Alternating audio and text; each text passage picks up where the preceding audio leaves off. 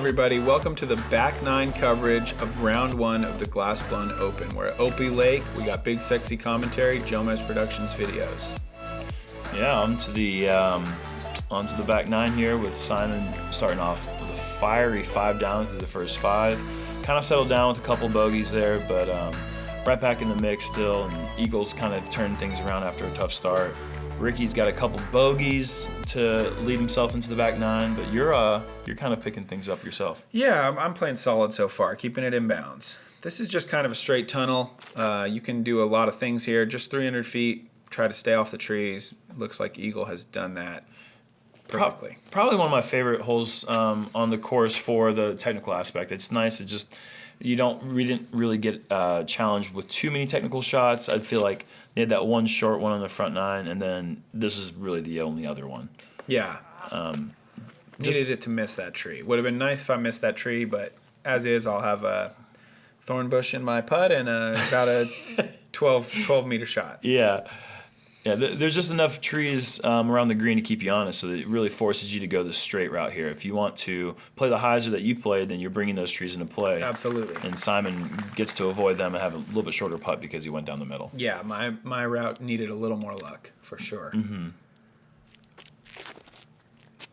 Here's another take on the forehand. This is a nice play. And that's why Ricky's forehand. There's a nice tree too. Even though he doesn't throw it as much as he once did, but you can still see that he's still an elite sidearm player. Absolutely. His form is so nice, and it's just a clean, straight shot when he wants it.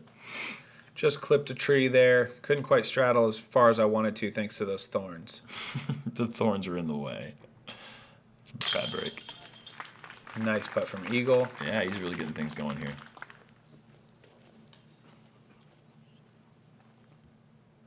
Simon, about 20-footer probably. I'll give the man some credit. That was 25. Okay, fair. That was 25. I was there and he wasn't, but... What do I know? And Rick from 150% range.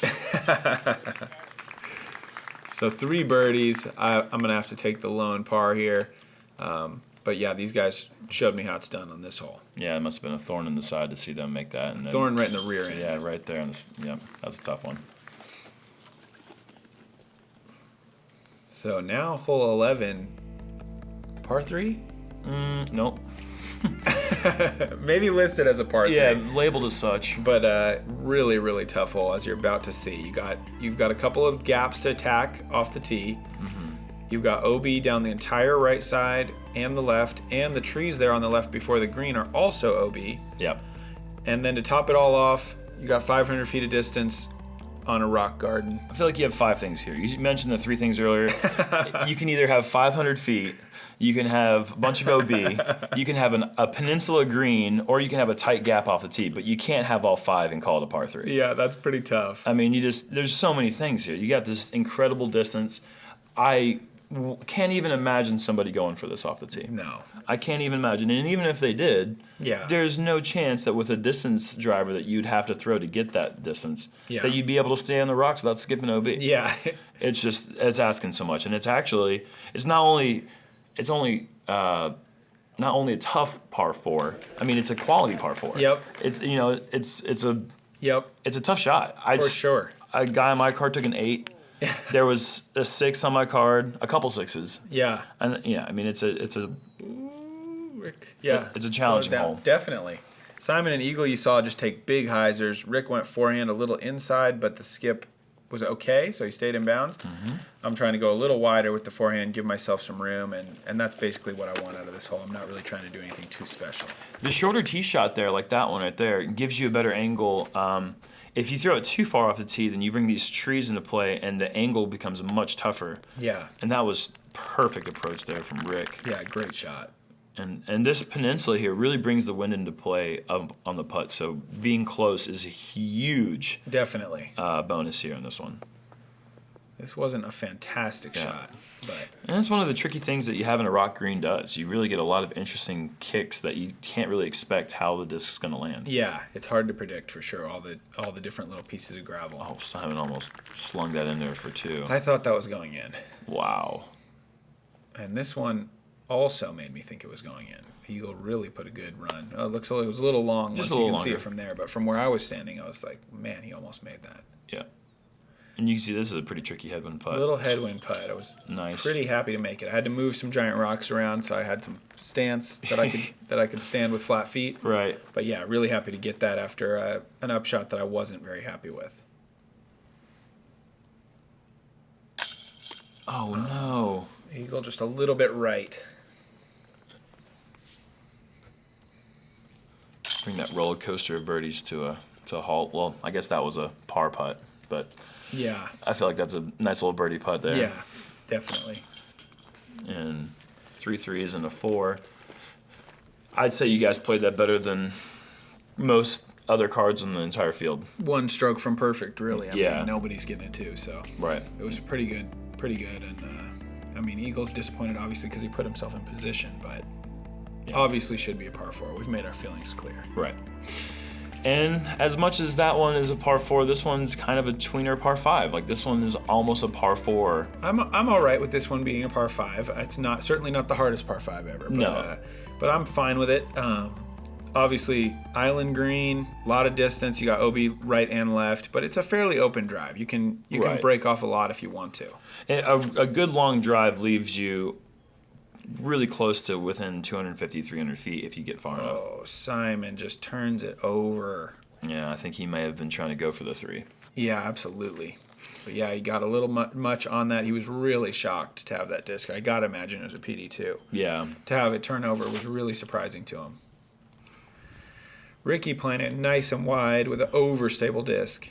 Yeah, really the worst thing you can do is what Simon did there. I mean, Absolutely. You can go be left. It's certainly there. The water is available, but it's much harder to get to that water on the left than it is to go be over this fence on the right. I thought about a roller and playing for 3, and then I decided no, it's not worth it. So then I really didn't go for a whole lot here. I just threw kind of a, 400-ish. Yeah, that looked like a dumpy 400-ish. Yeah, I didn't try to rip it. I didn't, because it doesn't really even yield me any advantage. Right. If you're gonna play it for 2, there's no point at all in ripping this one hard. Yeah. If you're gonna play 2 shots short of the water. Right. Yeah. Eagle crushed it. And that's putting you in great position for Eagle 3. And Terry likes it. Yeah, Terry and Robert. Terry, nice little Front athletic row move seat. to avoid that disc there just nimble. by standing still. Yeah. Simon going for a layup here, but No. just put too much on it, and really a costly mistake. Yeah, big mistake. There's no need to go for that much distance if you're going to be playing it safe. You can play it 30 feet shorter than that and have the same exact shot. Yep. Yeah, that's just a mental break there from Simon. Yeah, it's kind of it slopes away, and I found it was tough to read how far the water really was. Yeah, it really is. With that ground breaking away, you want to get as close as you can, of course, but it's really not imperative because you're within 200 feet or so if you're within 50 feet of the edge. Eagle going for the green on his second. And that's what that big tee shot will get you. That needs to sit. It's so good. That is beautiful. He's got an inside the circle putt for Eagle by Eagle on the Eagle course. I mean, that is... Oh my goodness. Is that triple eagle? That's all you need. That's eagle inception. That's too many eagles. Yeah, my wife warned me not to make that joke, but oh my sorry. goodness. She was wrong. Yeah, you make that joke every single man. time. Yeah, you bring that up. You take that opportunity. Yeah. I'm going forehand here, just trying to get my birdie, and I was pretty happy. Just put a little bit long of the basket, but definitely in position. Yeah, I'm 24 feet or so. Ricky with a similar idea. Off the rocks. Oh, wow. But not too bad of a reaction. And then Simon has to play from a drop zone over here. And you can see the rain's coming down on us now. Oh my goodness. Oh, wow. I thought it was a little bit further than it was, but beautiful approach there. And you have to tap in for a 6, which is a tough break there. Yeah. But a couple of costly mental errors on his part, just choosing the wrong shot. Yeah. Maybe the tee shot, you can forgive that one going for the 3, or maybe perhaps going for the 3. Yeah. But to the second shot going to B was really inexcusable. Yeah, he needed to be, I mean, certainly a mistake he wouldn't make again now that he sees where that water really is. Right, in 1 year when we get to play here again. Eagle, there he is. Awesome. Awesome. Yeah. Oh, the choo-choo horn. Yes. Awesome 3 from him. Yeah, that's a good one. That's an unenthusiastic tap-in putt. Oh, I love Simon's mannerisms. Yeah. He's so much fun to play with. Yeah, that's got to sting him. Like Simon, a guy who loves going for 3s on par 5s. Yeah. It hurts to watch his buddy take a 3 while he's got to sit there with his 6. Now look at who's in first place on the card right now. Yeah, look out. Sexton 5 down. And on the hole 13, one of the scariest short par 3s you're going to play ever. Yeah, especially because obviously you see OB everywhere, but then look at that drop zone. Yeah. If you go OB, now they give you a 50-foot death putt. Right. Instead of actually going where you cross, which is I think would be the way I would, if I were running this tournament, I would say you go where you cross in this one. But they made it a drop zone that makes it even tougher. Really scary. To justify going for this one off the tee. And Eagle is getting a little bit scary there, but he stays in bounds just barely. Wow. Yeah, you really got to be careful with this one. That looks like a better touch there from Ricky. Yeah, this is low, though. Oh, maybe not. Oh, no. I think you need a little more height just to make sure it doesn't skip hot like that. Mm-hmm. But I think forehand is, I would say, the preferred play. You can move away from the water for sure. So I'm just going up and over here. I'm not trying to park it. I'm just trying to play plenty safe and give myself a putt. Yeah, and that's right at the distance where you can feel comfortable going for it, where you don't have to worry so much about the OB. Yeah, definitely. Any further than that, you're probably laying up. Here's that higher shot with the putter. So you can see how Simon's didn't quite react as quickly as Ricky's did. Sure. Give him a little bit more chance to stay in bounds. And how many people are going for that putt? I mean, almost not even Rick. Yeah. So probably a smart decision. I mean, he half bidded it for sure, just like Eagle's kind of putting a half bid on this. Right. But probably good to take the foot off the gas just a touch there because that's a really, really tough. No need to take a 5 on this one. Oh, yeah, right over the rim. Yeah, that was a good putt. I was happy. Simon said something to me about how he doesn't understand how I could possibly make every single putt 1 inch over the rim. I told him it's the best place to hit. So. Well, yeah, he doesn't make one putt ever 1 inch above the rim because he spins it in there and he's hitting mid chains every single time. Yeah, it's a completely different type of putt.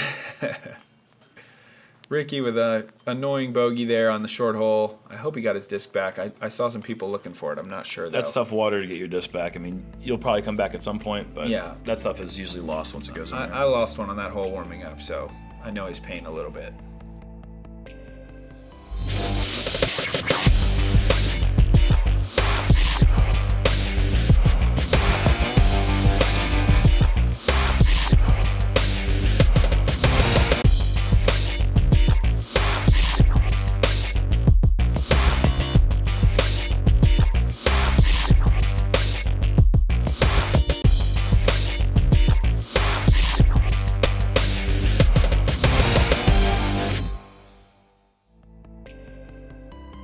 Welcome back. Hole 14, 715 feet. You got OB fence all along the right. There is the option for the big throwers to maybe attack that second landing zone off the tee.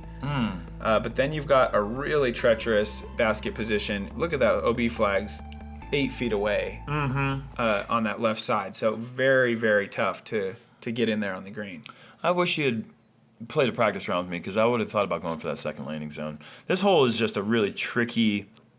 I think you can get a bigger score in this hole than a lot of the par 4s because their OB is really brings you to that tight pinch. That water on the left really comes into play. Yeah. Unless you go for that big shot, which I didn't think about until just now. Thank you very much. But there's really no point in going for anything bigger than what Simon did right there. Just a little short approach, leaves you wide open, don't have to worry about the trees on the left, and gives you plenty of space to go big on the second shot, which is really the crucial shot. Yeah, neither one of these guys opted to go for it. I was kind of hoping they would just because I wanted to see it. But they both were smart and played it into the fairway. Yeah, that's the right way to play it. And, yeah, there's really no need to go bigger than that.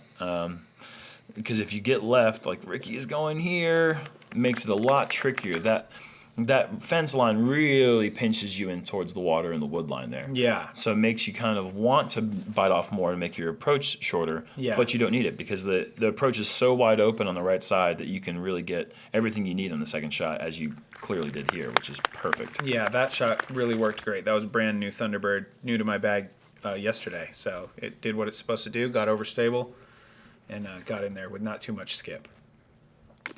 And Ricky making that hyzer, it was pretty easy. He had plenty of space. Yeah. If he'd been about 10, 15 feet further left, he probably would have been in some trouble there with the trees. I think he was happy he hit that tree. I mean, hopefully it wouldn't have skipped too big, but you can never tell.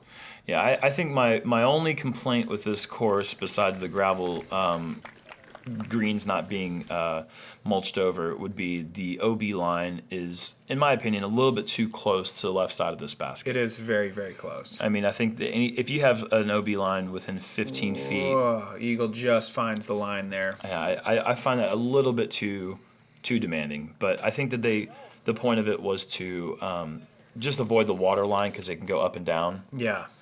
quite a bit. So maybe just bring the basket a little bit further away from that to avoid that. And a nice little step out putt there from Rick. Yeah. Something he used to do a lot of. The lunge to the side. Yeah, kind of a cool way to get that leg power into a putt even when you are inside the circle. Right. And Eagle, par save. after the OB, saves his par. It's a good par. Yeah. And it's a tough hole. It's you can, like I said, you can go OB in so many different places on this hole, and a big score can happen quickly. Yeah. Yeah, so I was really happy with birdie there. Simon going to have a par after nearly making his 40-footer. 2 birdies is great on this hole, and 2 pars are fine too. Yeah. Overall, pretty good for the card. Yeah, definitely. And on to the fourth and final, quote-unquote, par 3 that I would say is not a par 3. This is the worst one. Yeah, this is the hardest of the 3. Or one of it's. Yeah, I don't know. 11 that is peninsula one too. 11 and 15 are both pretty tricky, but You got OB right, you got OB left, and then the whole green is kind of a little box of OB. Once you get up there, really only the bark chips are safe. And the angle is such that even though it says 540, it plays way longer. oh, than that. 650 probably just by angle alone. And a really interesting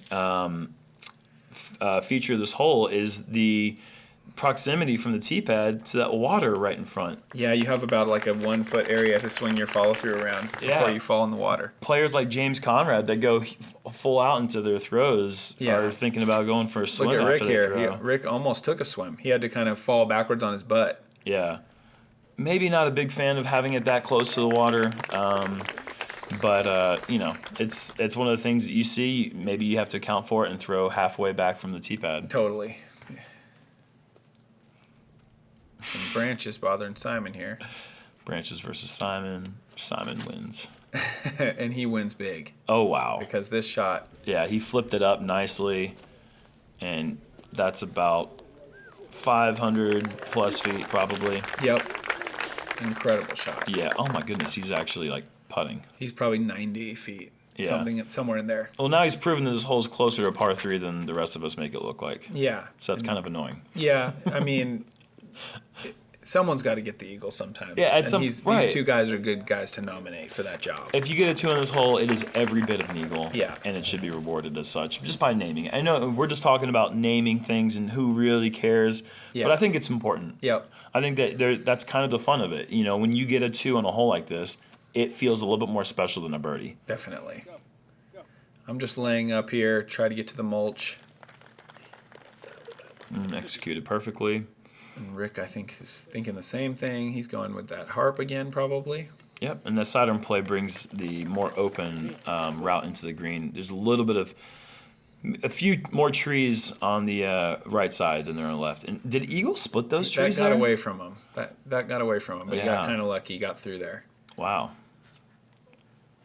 And how incredible would this be? Yeah, I'll take a look. Oh my gosh! Man. Right off the cage, and I thought he had hit it. It would have been incredible. Oh my goodness! And every bit of an eagle. I mean, well, yeah, at least. Almost. Yeah. You know, it's a huge drive and a huge putt. Right. Incredible. Yeah. He almost pulled that off.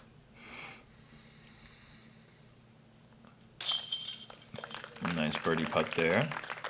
or par putt, excuse me. Yeah. Nice par putt. Yeah, everybody. It really is everybody confusing. played well here. Played this hole well. We're all gonna walk away with par threes. Yeah. But we're happy about it, except maybe Simon, because he was just an inch away. Yeah, from, sure. Something great. But yeah, big scores can happen on that one quick. Yeah. A tee shot just gets a little bit away from you, and you're looking at a 5 Yeah. in a heartbeat. Yeah. And now we move on to hole 16, which is without a doubt easier than the last hole, but is listed as a par 4. Yeah, it's a little bit narrower tee shot, and the range that I think most backhand, right-hand players would throw their comfortable hyzer comes to like probably the most narrow pinch on the left side. Yeah. A lot of really good-looking shots will go up there, skip, and then just barely drop over the edge OB. Yeah. So it's important to get a lot of angle on your drive here, just so it hits like that and doesn't skip too much. Tree, help me. Oh my goodness. Yeah, so that's what I'm talking about. You're almost OB right there. Yes. You really want to even get more angle maybe. Yeah. Just to, like Ricky has kind of done that there. And the rain and the wind is really starting to play a factor now yeah, sure. in this round. You're almost there. You almost see the finish line. Just Yeah. get me off the course. And Simon's going much bigger. Yes. And that needs to sit down. That needs to sit. Yeah, see, there you go.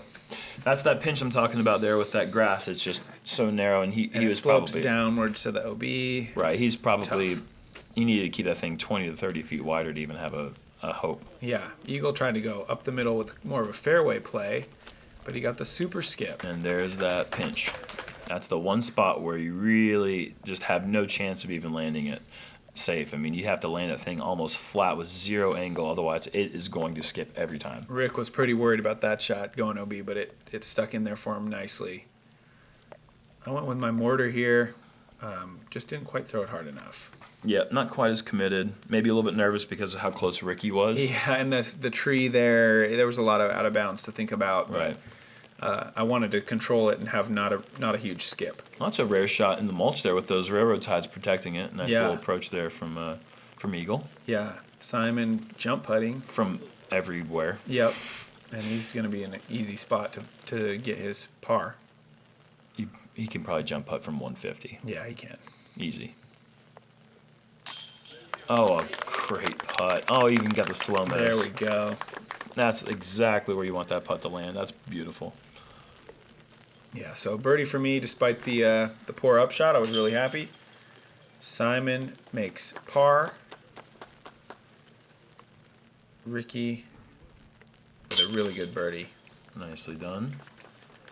And Eagle after that unfortunate skip. I really thought he had done a smart thing by playing a fairway driver, but it just boosted on him and got out of bounds anyway. Very little opportunity for that disc to catch up, Yeah. to catch on the grass, because the grass is really short, the slope towards it, and that peninsula really is hard to see. You can't really see it from the tee, so you really have to trust the distance. Yeah, 410 on hole 17. it's at least 410. I'd say, yeah. And on the tee sign, it actually is listed as 375, and you're looking at this and you're saying this is the longest 375 of your life. Yeah, it's very, very hard too because obviously there's trees right there. There's OB on both sides. You're going over water to start. It's a hole that I don't even entertain the idea of getting it to. I just, especially in the wind and the rain, I'm just going to play this shot every time. Try to put myself in position to make a 3.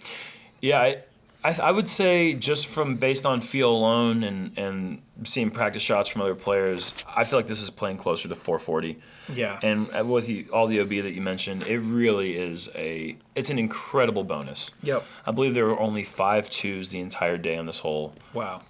So it's a really tricky hole, and it requires a turnover driver speed, I feel like.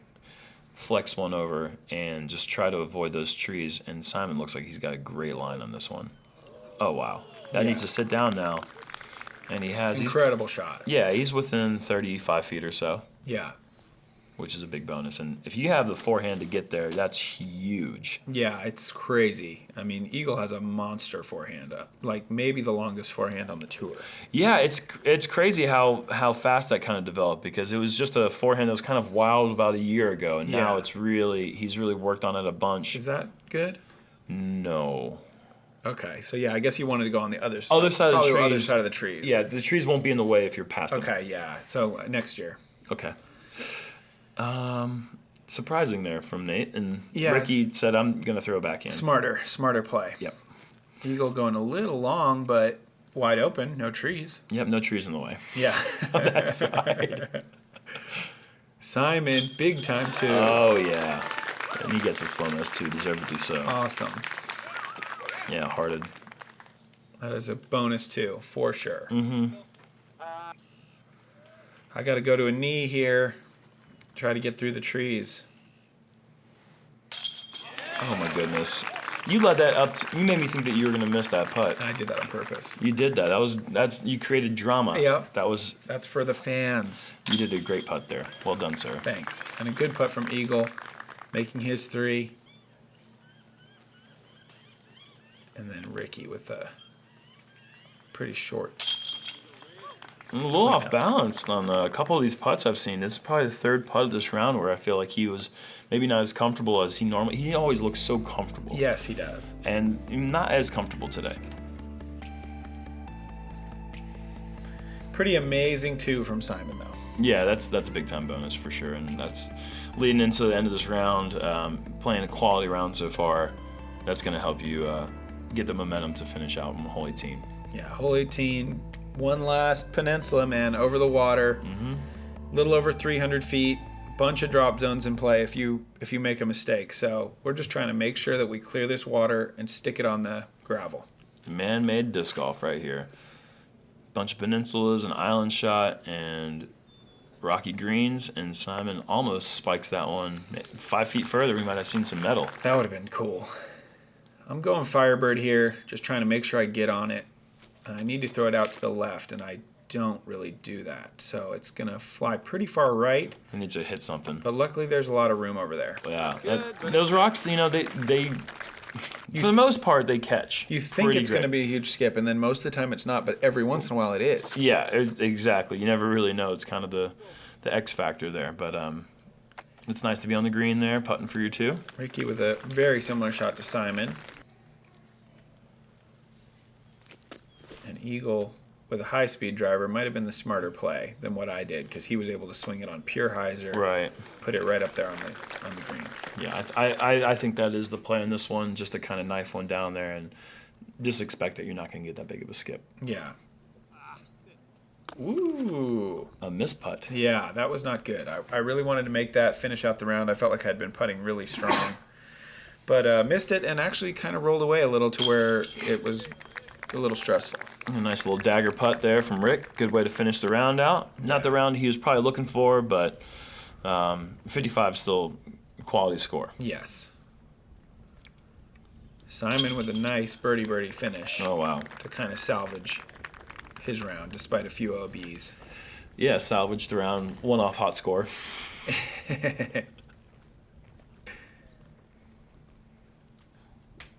So yeah, it was this little headwind and it being for par was stressing me out a little. I didn't get a perfect putt. Wow. But I snuck it in. A little knee knocker there. Yeah, that's not the putt we're looking for on the last hole for par. But you made it good, and birdies for everybody else. So 3 birdies in that one, making it look easy. Really nice. And yeah. So yeah, -8, -6, -5, -3. We just want to thank Dynamic Discs for sponsoring this coverage from Jomez. I want to thank Germ for joining me. And we hope you guys tune in for day 2 action from Jones East. You can see Paul Macbeth coming in with the course record, -10. And Canadian Zach Newhouse, 2 years in a row now. Yeah. He's come in and he's on the league card after round 1. And wasn't John E there with him last time too? Yeah, I think so. Yeah, so a little bit of a replay from last year, 2016 Glassbone Open. Some GBO veterans showing why they deserve to be there. Thanks for tuning in, guys. We'll be coming at you with round 2 tomorrow.